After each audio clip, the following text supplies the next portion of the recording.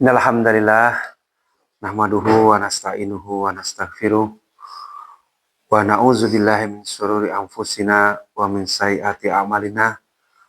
Man yahdihillahu fala mudhillalah wa may yudlil fala hadiyalah. Wa asyhadu an la ilaha illallah wahdahu la syarikalah wa asyhadu anna Muhammadan abduhu wa rasuluh. Ya ayyuhallazina amanu taqullaha haqqa tuqatih wa la tamutunna illa wa antum muslimun. Ya ayuhan nas ittaqu rabbakumul ladzi khalaqakum min nafsin wahidah wa khalaqa minha zawjaha wa basa minhuma rijalan katsiran wa nisaa wa taqullaha allazi tasaaluna bihi wal arham innallaha kana 'alaikum raqiba. Ya ayyuhallazina amanu taqullaha wa qulu qawlan sadida yuslih lakum a'malakum wa yaghfir lakum dzunubakum wa may yuti'illaha wa rasulahu faqad faza fawzan azima. Fa inna asdaqal hadisi kitabullah wa khairul hadi hadi Muhammadin sallallahu alaihi wasallam, sarul umuri muhdatsatuha wa kullu muhdatsatin bid'ah wa kullu bid'atin dhalalah wa kullu dhalalatin finnar. Sebaik-baik perkataan sejatinya adalah kitabullah atau Al-Qur'an, dan sebaik-baik petunjuk adalah petunjuk Nabi Muhammad SAW. Alhamdulillahirabbil alamin. Tentunya kita mulai dengan pujian kepada Allah Subhanahu wa taala. Rasa syukur kita kehadirat Allah Subhanahu wa taala karena kita masih diberikan kesempatan, kesehatan dan kemampuan untuk berada di sini, untuk mengkaji ayat-ayatnya, berusaha menggali hikmah-hikmah dari apa yang Allah Subhanahu wa taala telah turunkan melalui Rasul-Nya, sehingga sampai kepada kita dalam upaya menjadi petunjuk bagi kita. Petunjuk untuk menjalankan kehidupan ini.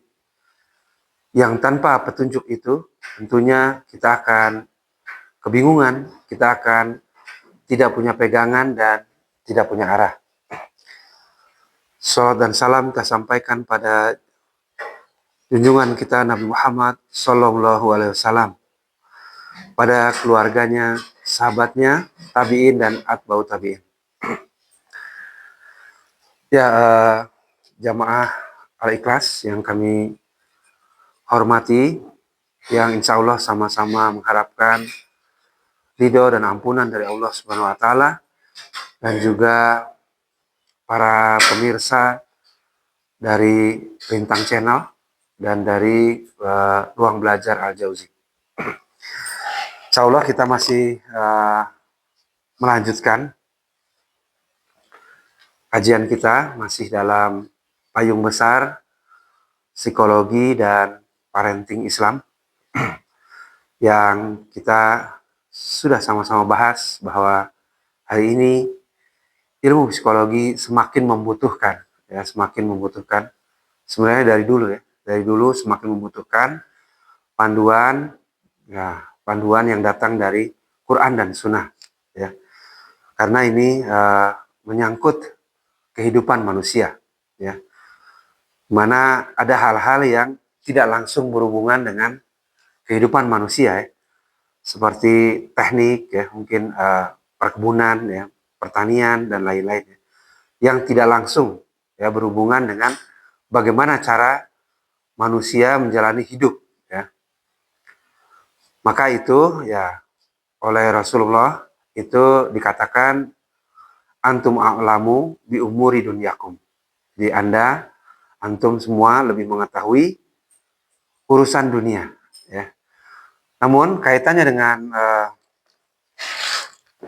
kehidupan manusia, ya, tentunya atau bagaimana manusia menjalani kehidupan, ya, baik ketika bersendirian maupun berkeluarga, ya, baik menjalani hubungan suami istri maupun telah memiliki anak, tentunya ini perlu dipandu, gitu ya, perlu dipandu oleh apa yang Allah Subhanahu wa taala telah wahyukan kepada umat manusia, ya. Karena psikologi sendiri tentunya tujuannya adalah membuat kehidupan menjadi lebih baik, memandu manusia menjalani hidupnya lebih baik, to build a good life, gitu ya, untuk membangun kehidupan yang baik. Maka tidak ada satu panduan pun, ya, yang bisa membantu manusia ini menjalani kehidupan yang baiknya kecuali dari Quran dan Sunnah. Nah, inilah pentingnya kita sama-sama tolabul ilmi, sama-sama kita mencoba membedah, membaca, ya, menganalisis, ya, apa yang Allah Subhanahu wa taala telah wahyukan kepada kita. Jadi, ketika ilmu psikologi mencoba memberikan panduan-panduan, namun, ini bukan berasal atau bukan terinspirasi dari Quran dan Sunnah, ya, maka ini perlu kita dalami, ya. Apakah ini sejalan atau tidak? Kira-kira begitu, ya. Apakah ini sejalan atau tidak, ya? Sebab kalau tidak sejalan, ya, maka kita sedang menjalani kehidupan yang sejatinya ini belum tentu sesuai dengan apa yang Quran dan Sunnah telah sampaikan kepada kita. Oleh karena itu, kita akan mengupas, ya, melanjutkan, ya, mengupas 10 pilar pendidikan anak dari kitabnya Syekh Abdul Razak bin Abdul Muhsin Al-Badr, ya. Yang artinya, ya, dari sini kita mengetahui atau memahami bahwa agama Islam telah memandu atau telah memberikan panduan bagi manusia sedemikian detailnya, sedemikian lengkapnya, gitu kira-kira. Dan kita berpacu dengan waktu untuk memahaminya. Terutama saya pribadi lah, ya. Udah umur sekian-sekian, namun baru sedikit mungkin dari petunjuk agama Islam ini yang terus mencoba dipelajari. Padahal itulah satu-satunya petunjuk menuju ridha Allah, ya. Satu-satunya petunjuk menuju surga, ya. Bukan dari kalangan mungkin Western psychologist dan lain-lain yang akan menghantarkan kita kepada ridhonya Allah, ya. Namun demikian,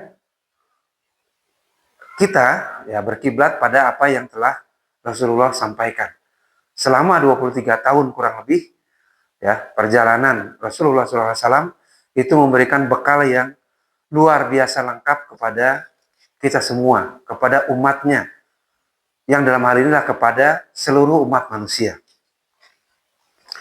Jadi ketika bahasan tentang parenting saja itu begitu banyaknya, ya, juga tentang dimensi kehidupan yang lain, maka kita semakin menyadari, ya, bahwa tadi kita berpacu dengan waktu untuk menggali ini, ya, mendalami ini, ya.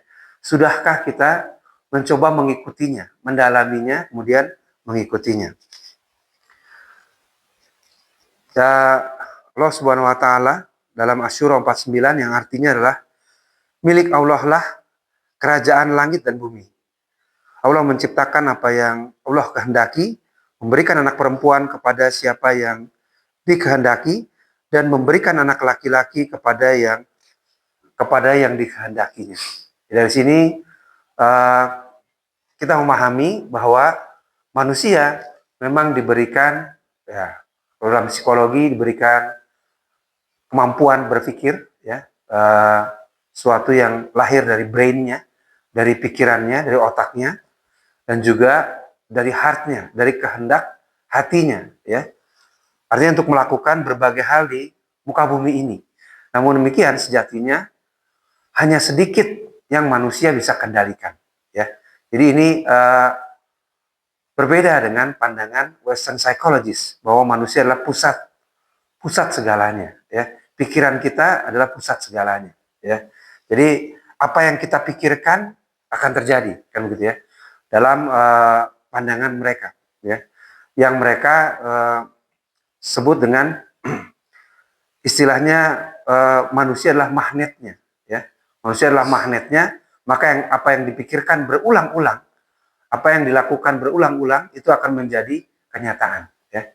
Namun demikian, ya, dalam Islam, ya, kita menyadari ya, bahwa hanya sedikit, tidak semua ya, yang manusia kemudian bisa yang dia kehendaki kemudian jadi kenyataan. Ya, sebagai contoh, untuk mendapatkan anak saja, ya, itu anak laki-laki atau perempuan itu mutlak keputusannya dari Allah Subhanahu Wa Taala. Ya, artinya, ya, manusia hidup di dunia juga dalam koridor kodo dan kodar. Ya, koridor kodo dan kodar. Artinya uh, ada takdir Allah yang menyertai kehidupan kita.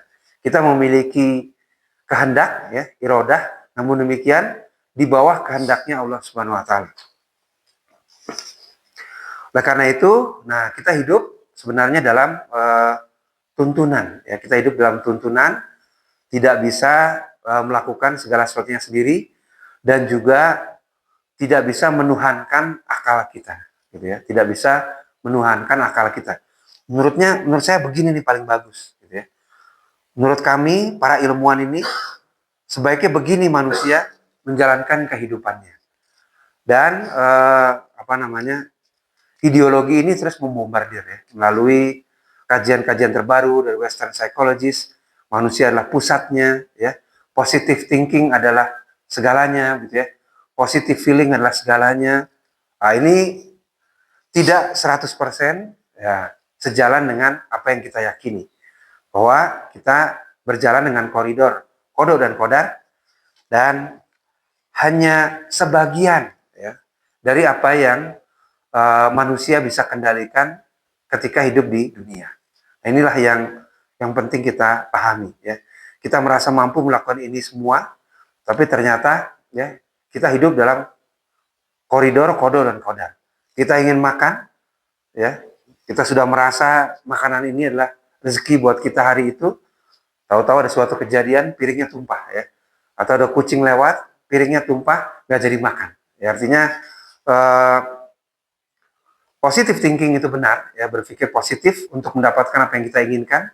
Namun kita hidup dalam aturan atau kodo dan kodar yang Allah sudah tetapkan. Nah, dalam kaitannya dengan parenting atau membangun keluarga, ya, atau membangun generasi dalam hal ini juga Islam sudah memberikan aturan-aturan ya atau koridor yang luar biasa lengkap, ya, yang kami sendiri juga masih terus berusaha mempelajarinya ya. Setelah ya dalam hal ini selama masa perkuliahan itu ya terus dibombardir oleh pikiran-pikiran dari Western ya.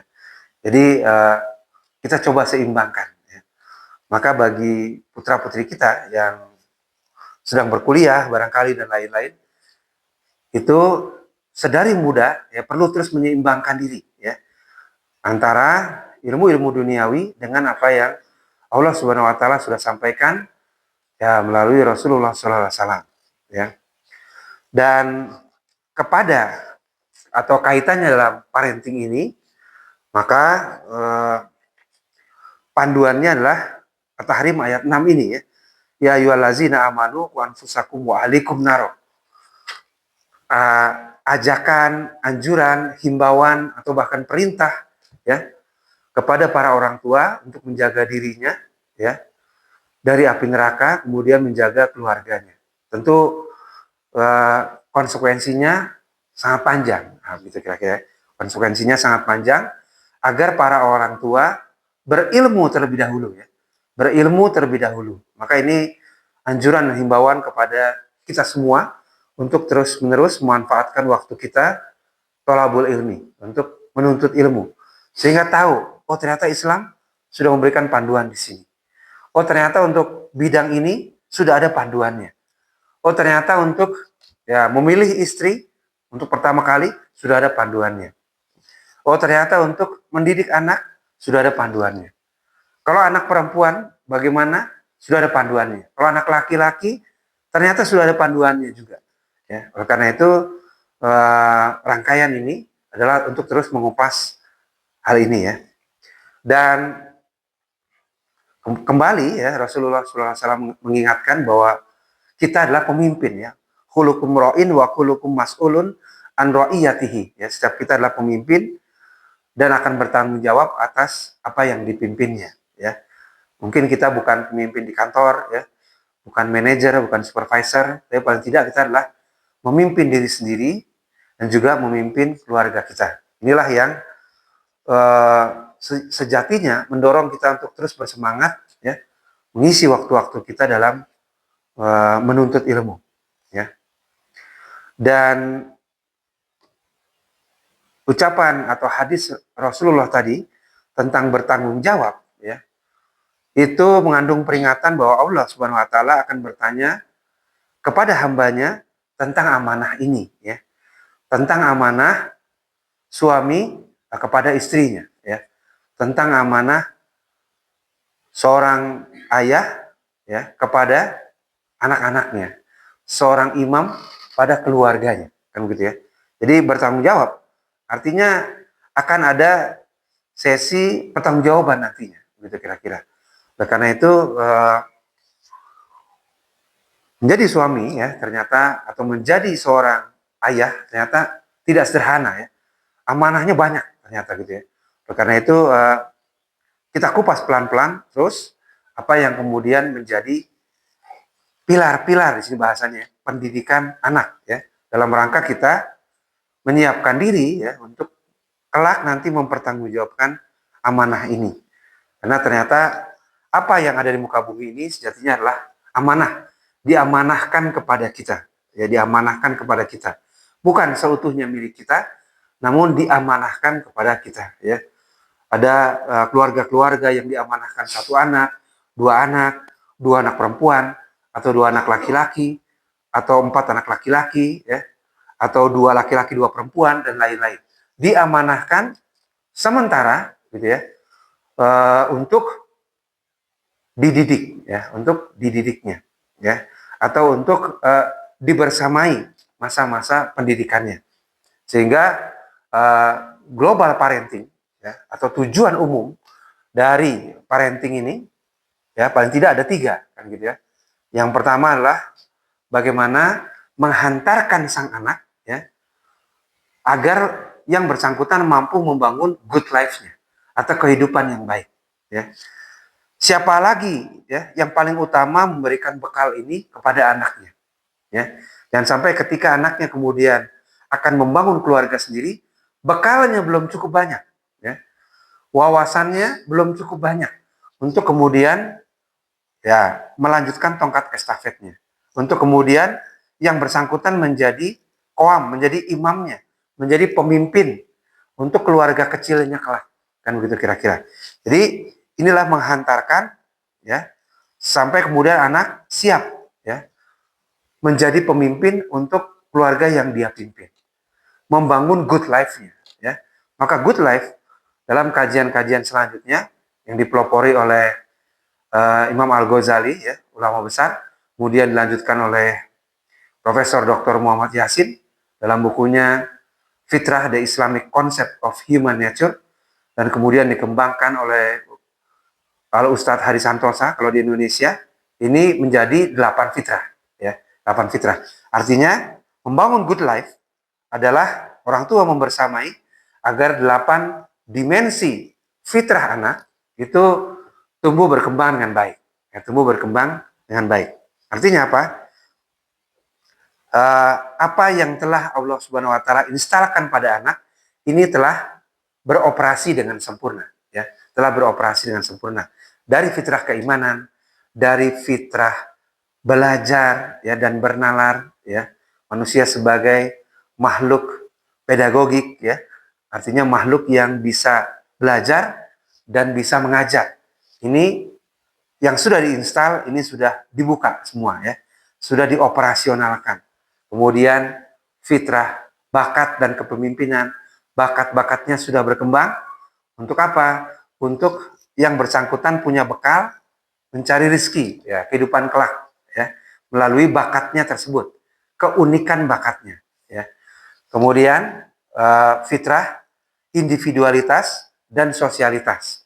Artinya anak sudah dihantarkan untuk menjadi makhluk individu, ya, makhluk yang memiliki self konsep, konsep diri, dan juga makhluk sosial, ya. Artinya mampu bergaul dengan masyarakat dengan baik, ya, bersilaturahim dengan masyarakat dengan baik, ya, tidak menjadi makhluk yang egois atau tidak menjadi makhluk yang terlalu sosial sehingga melupakan dirinya sendiri, ya. Kemudian makhluk yang jasmaninya atau individu yang jasmaninya berkembang dengan baik, ya. Fitrah jasmaninya berkembang dengan baik. Kemudian dihantarkan menjadi individu yang estetikanya, ya, atau naluri keindahannya dan kemampuan berbahasanya ini tumbuh dengan baik, ya. Mampu memiliki adab dalam berbahasa, ya. Selanjutnya adalah fitrah perkembangan. Ya, fitrah perkembangan ini nyambung dengan yang kedua. Artinya mampu berkembang dengan baik sesuai tugas-tugas dan tahap-tahap perkembangannya. Nah, ini diantarkan semua, gitu ya. Diantarkan semua. Yang kedua adalah menghantarkan menuju akil baliknya. Yang menuju akil baliknya. Karena dalam Islam diajarkan inti dari segala tahap perkembangan itu dibagi dua dulu. Yaitu sebelum akil balik dan sesudah akil balik. Maka tugas utama orang tua adalah menghantarkannya sampai ke akil balik, ya, sampai ke tahap mukallaf, ya, tahap di mana, ya, dia sudah menjadi syabab atau pemuda dan menjadi manusia dewasa seutuhnya.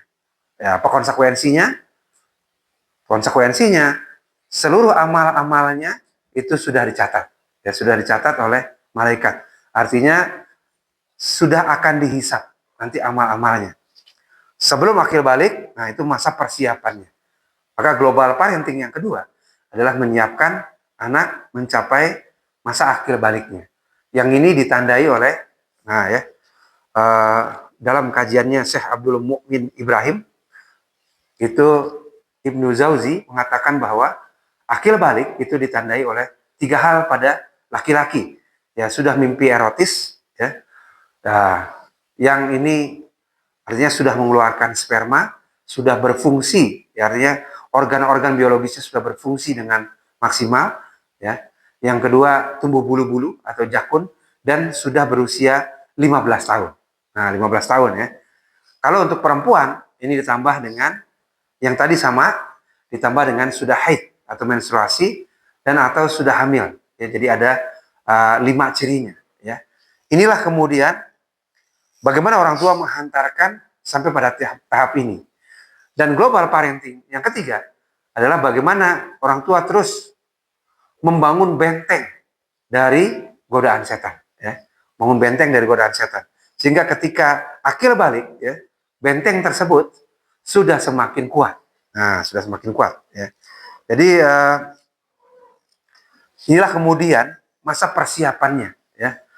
Yang kita sendiri, ya, saya pribadi harus terus belajar juga untuk menghayati ini. Karena seluruh tuntunan ini, ya, sudah Islam berikan. Sudah Islam berikan. Kalau kita googling parenting, ya, mungkin di internet atau cari bukunya, itu begitu banyaknya. Ada begitu banyak, ya. Maksud ketika kuliah dulu itu sudah mempelajari, namun ternyata itu semua dari, ya, kebanyakan dari Western psychologist, ya, yang memberikan panduan-panduan bagaimana mendidik anak seperti pola pikir mereka, ya, seperti pola pikir mereka yang ini belum tentu sekali lagi sesuai dengan yang Islam sudah sampaikan, ya. Tujuannya adalah, ya, untuk mencapai sukses dunia, begitu kira-kira, ya. Untuk mencapai sukses dunia saja, ya, untuk mendapatkan jejaring sehingga mudah dalam pekerjaan, untuk bagaimana time is money, ya, mengatur waktu untuk mendapatkan uang sebanyak-banyaknya. Bagaimana kemudian membangun keuangan sehingga punya deposito dari sejak muda dan lain-lain, ya. Artinya banyak hal, ya. Membangun kedisiplinan dan lain-lain. Tapi tidak untuk, ya, wa ma khalaqtul jinna wa insa illa liya'budun. Tidak mendasarkan pada maksud penciptaan manusia adalah untuk hanya beribadah pada Allah Subhanahu wa taala. Jadi kata-kata beribadahnya tidak ada, ya.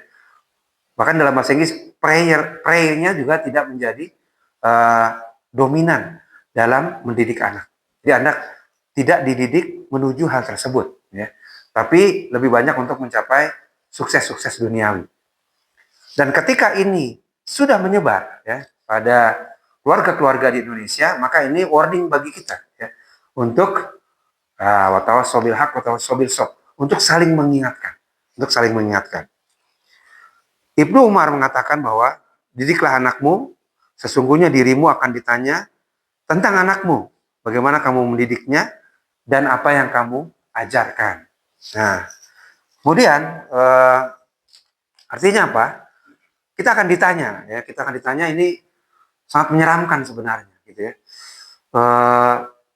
Dan kita harus menjawab, ya, di hari kemudian tersebut. Padahal, ya, anak ini lebih banyak belajar, lebih banyak tumbuh dari apa yang dia saksikan dari perilaku orang tuanya dibandingkan dengan apa yang orang tuanya banyak ucapkan atau nasihati. Ya, itu kira-kira, ya. Jadi anak melihat, mencerna, mengobservasi, gitu ya. Dan kemudian itu yang terinstal atau yang diingat.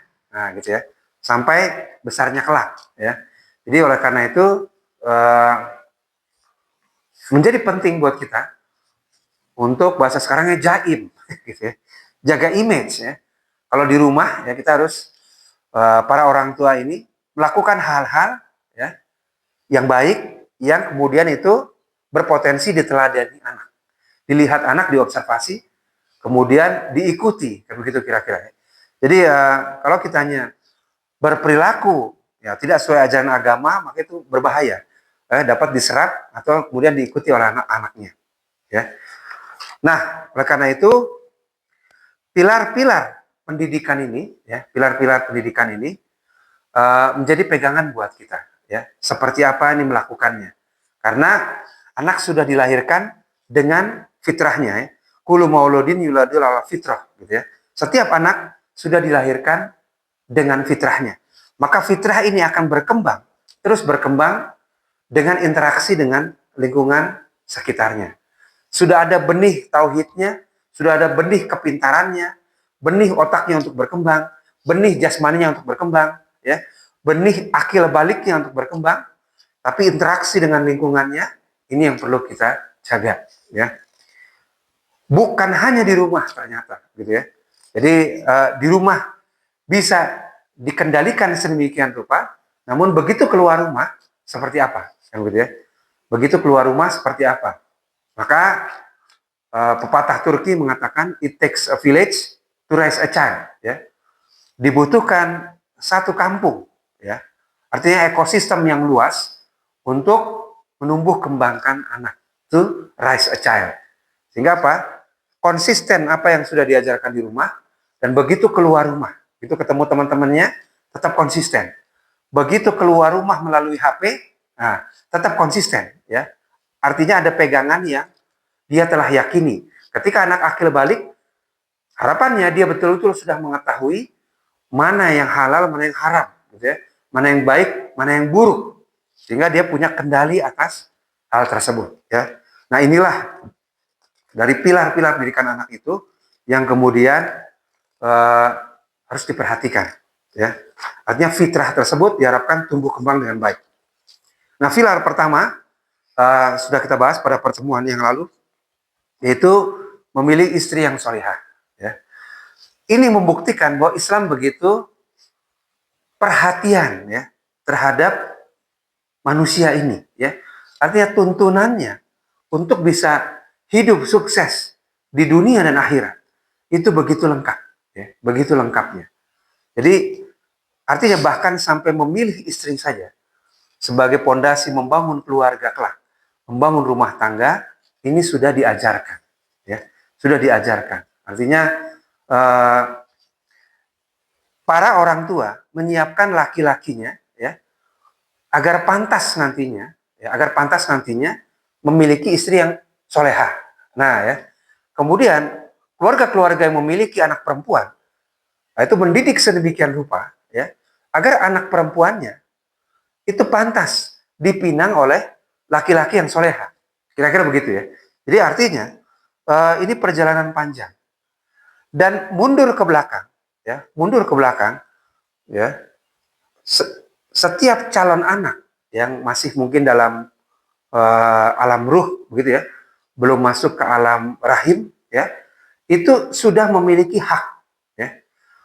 Setiap calon anak yang sebelum lahir itu berhak untuk mendapatkan orang tua yang soleh. Gitu kira-kira. Jadi setiap calon anak yang belum lahir sekalipun itu memiliki hak untuk memiliki orang tua yang soleh. Ya. Artinya apa? Para laki-laki itu sudah dibimbing oleh Islam, ya, agar memilih calon istri yang solehah, ya. Tidak seperti hari ini yang kita lihat, ada yang memilih sekedar karena hartanya, sekedar karena nasabnya, sekedar karena keturunannya, karena gengsinya, karena pangkatnya, ya. Apalagi mungkin dalam adat-adat tertentu, ya, karena klan-klannya, ya, karena komunitas tertentunya. Kan begitu kira-kira. Padahal Rasul sudah mengingatkan pada kita, wanita itu dinikahi karena 4 hal. Karena hartanya, karena keturunannya, karena kecantikannya, dan karena agamanya. Ya. Maka pilihlah karena agamanya, niscaya kamu akan beruntung. Ya. Jadi, setiap calon bayi itu punya hak nanti lahir dalam keluarga yang solehah. Begitu kira-kira. Sehingga Islam sudah memandu jauh sebelumnya. Ya, jauh sebelumnya. Maka para orang tua mensolehkan anak laki-lakinya, ya, mentarbiah, mentakdib, dan mentaklim anak laki-lakinya, sehingga menjadi soleh, sehingga menjadi pantas nantinya untuk meminang perempuan yang soleh. Demikian juga perempuan, kan begitu ya. Agar dipinang oleh laki-laki yang soleh, ya, maka orang tuanya menyiapkannya, menyiapkan dengan sebaik-baiknya, sehingga kemudian pantas atau layak dipinang oleh laki-laki yang soleh. Dan hadis lain juga dikatakan bahwa siapa yang Allah berikan rizki kepadanya berupa istri yang solihah, berarti Allah Subhanahu Wa Taala telah menolongnya melaksanakan setengah agamanya. Maka hendaknya ia bertakwa kepada Allah untuk menyempurnakan setengah agamanya yang tersisa. Hadis riwayat Al-Hakim. Artinya apa? Ketika kita, ya, pada akhirnya telah menikah dengan istri yang solehah, itu adalah rizki yang luar biasa dari Allah Subhanahu Wa Taala. Dan itu tidak hadir begitu saja. Itu hadir dari perjuangan kita dulu. Kita laki-laki ini mensolehkan diri kita, ya, belajar agama dengan baik, sehingga kemudian pantas, ya, ketika bertemu dengan calon mertuanya, akan begitu misalnya, maka calon mertua juga berhak menilai, ya, atau memberikan pandangan-pandangan seperti apa nih calon yang mau melamarnya, kan gitu kira-kira. Jadi artinya ketika akhirnya mendapatkan istri yang solehah, ya, maka itu adalah rizki yang luar biasa. Dan Allah Subhanahu Wa Taala artinya telah menolong kita melaksanakan setengah agamanya, karena pengaruh istri suami di rumah itu begitu luar biasa. Menikah itu adalah sudah menyelesaikan setengah agamanya, kan begitu ya. Dan tinggal menyempurnakan setengahnya lagi, ya, berdampingan dengan istri yang solehah tersebut.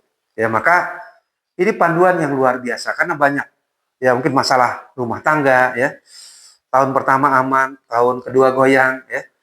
5 tahun pertama aman, tahun selanjutnya ada guncangan dan lain-lain.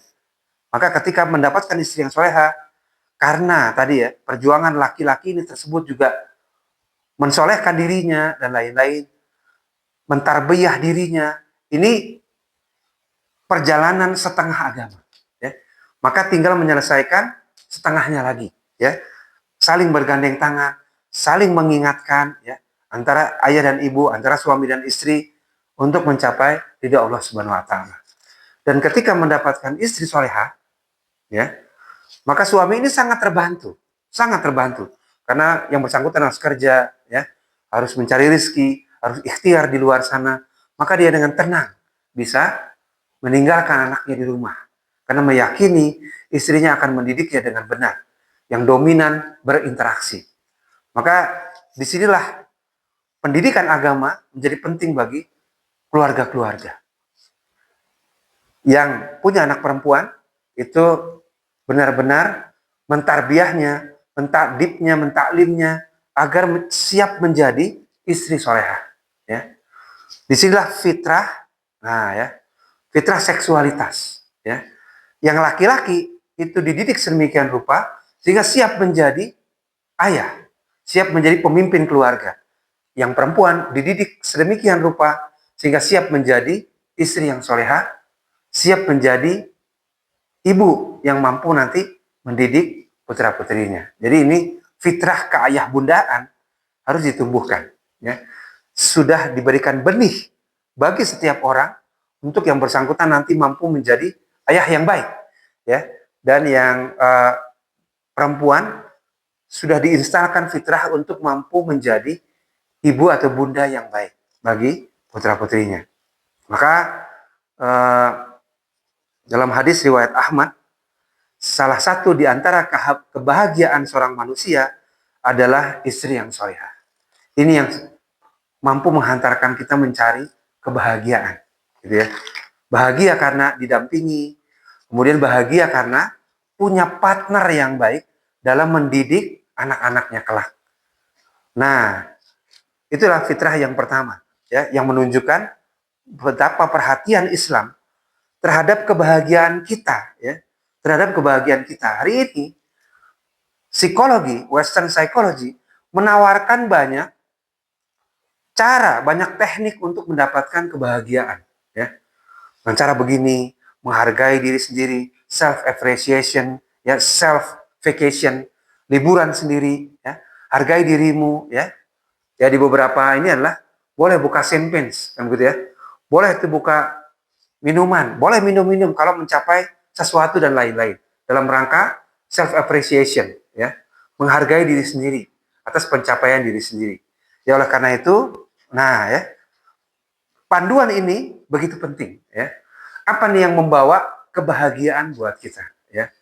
Tadi kata-kata kuncinya telah diberikan, itu istri soleha adalah salah satu sumber kebahagiaan, dan artinya perjalanan panjang sebelumnya, kalau anak-anak kita kelak, ya, ingin mendapatkan setengah agamanya dengan baik, ya, sehingga tinggal menyempurnakan setengahnya lagi, dan ingin mendapatkan kehidupan kebahagiaan dunia yang baik, maka kita betul-betul mempersiapkan. Pantaskan dia menjadi calon ayah yang baik, calon imam yang baik. Pilar yang kedua adalah menanamkan akidah, ya, menanamkan akidah. Jadi memang benar bahwa setiap ruh itu sudah bersaksi di hadapan Allah Subhanahu wa taala dalam momentum, ya, dalam momentum the day of Alastu, ya, para ilmuwan mengatakan demikian, ada sebuah hari persaksian di mana setiap ruh itu sejatinya sudah bersaksi, ya, bahwa Allah lah yang menciptakannya, ya, Allah lah yang menciptakannya. Jadi tauhid rububiyahnya sejatinya sudah diinstalkan, ya. Jadi Allah sudah berkomunikasi dengan seluruh ruh. Alastu birabbikum, dan seluruh ruh tersebut sudah menjawab bala syahidna. Ya, kita semua bersaksi bahwa Allah yang menciptakan kita. Maka penumbuh kembangan akidah ini dimulai dari rumah, kan gitu ya. Dimulai dari rumah, ya. Orang tua di rumah itu melakukan perilaku-perilaku yang menunjukkan bahwa mereka, ya, bertauhid, ya, bahwa mereka punya akidah yang baik, punya akidah yang benar, ya. Bagaimana dengan nasib anak-anak yang, ya, orang tuanya minta pertolongan pada dukun misalnya? Bagaimana anak-anak melihat orang tua mengajak wisata religi untuk meminta kepada kuburan-kuburan dan lain-lain, ya? Atau bagaimana anak melihat bahwa, ya, mungkin orang tua menggantungkan hidupnya pada atasannya, nah, gitu ya. Wah, gimana nih, atasan saya ganti, nanti penghasilan saya turun dan lain-lain, ya. Atau wah, atasannya beda, nanti kehidupan kita bagaimana dan lain-lain, ya. Artinya menggantungkan keberlangsungan kehidupannya mungkin pada kantornya, ya, pada pimpinannya dan lain-lain, ya. Padahal akidah ini, ya, Kemudian anak melihat ya, sebagaimana orang tua ini membangun akidahnya, membangun tauhidnya, menggantungkan hidupnya hanya kepada Allah.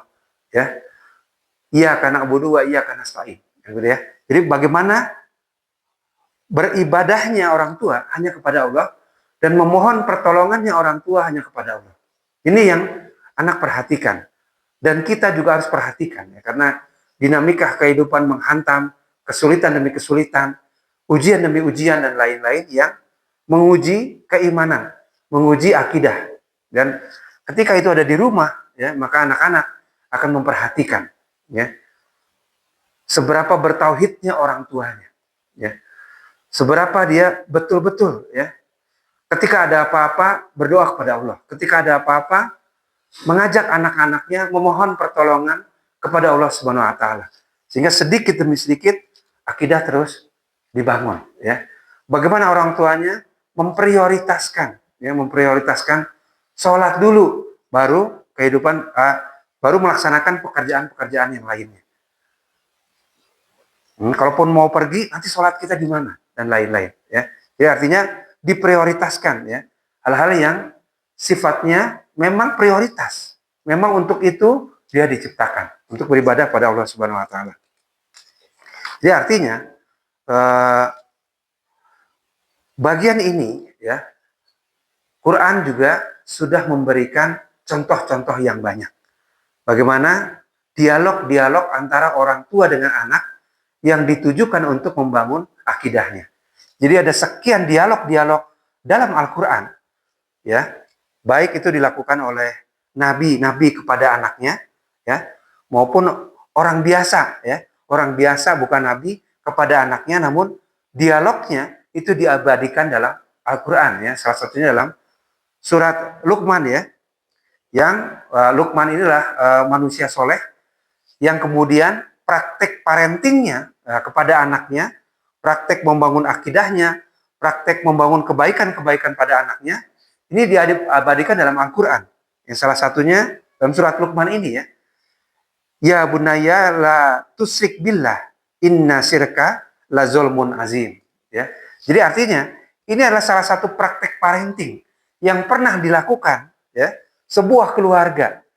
Mungkin di abad kesekian-sekian ya, kita tidak tahu persis, tapi ada satu praktek kehidupan yang kemudian diabadikan dalam Al-Quran. Artinya, kalau sudah diabadikan dalam Al-Quran, perlu menjadi perhatian kita.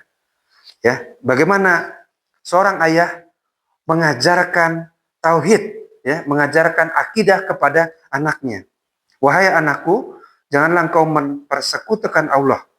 Sesungguhnya mempersekutukan Allah Subhanahu wa taala adalah benar-benar kezoliman yang besar.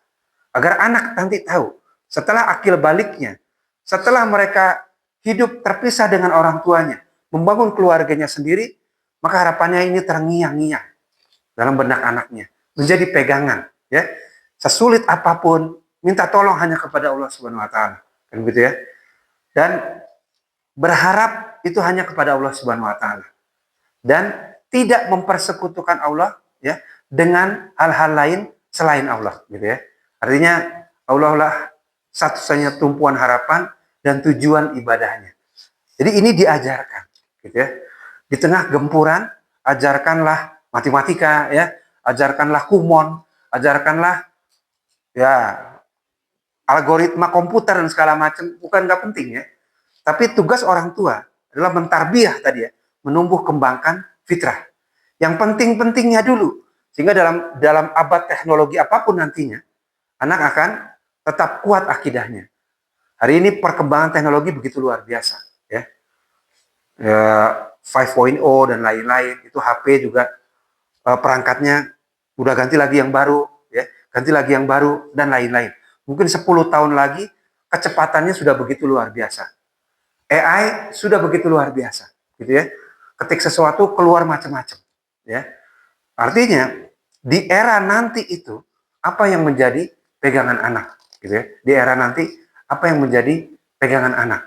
Maka dialog-dialog dalam Quran ini yang insya Allah nanti pada pertemuan-pertemuan selanjutnya kita akan kupas lebih dalam dialog-dialog yang mencontohkan sisi-sisi parenting yang sudah orang-orang pilihan itu lakukan berabad-abad sebelum kita. Dan itu masih sangat relevan dan pasti masih relevan sampai akhir zaman nantinya. Artinya, apa yang seharusnya dibekalkan oleh orang tua kepada anaknya.